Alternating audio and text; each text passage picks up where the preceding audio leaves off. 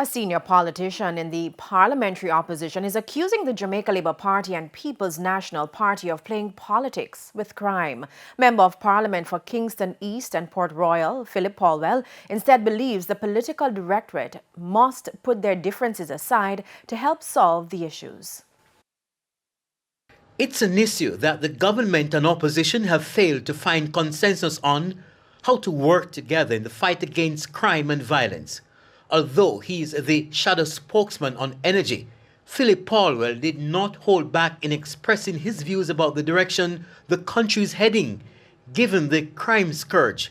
He thinks now more than ever the government and opposition must knock heads to find mutual position to deal with the issue. I think there has to be greater collaboration between the government and the opposition. I think both sides have to recognize that our major problem, our priority problem, is crime and violence. He pointed to previous occasions where the government and opposition have agreed to cooperate to fight crime and violence, but not much have ever come out of these meetings.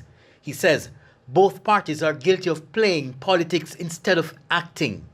He's proposing the establishment of a mutual body to implement the security projects agreed on by both parties. Let there be a national body to deal with crime and violence. Let that body imposes on both the government and opposition not only the desire, but the will to unite around this issue, for them to come up with policies and programs for them to agree on, and for there to be this body to monitor and to make sure that there's implementation.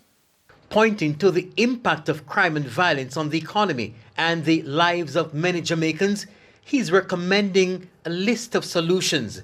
Among them, borrowing money from lending agencies to fund national security projects, as well as the use of CCTVs across the island. I believe also that we have not been using dogs enough to sniff out guns and ammunition, and that if you have these dogs with the security personnel with body cameras, then the level of corruption would ease in relation to identifying where the guns are and where the bullets are.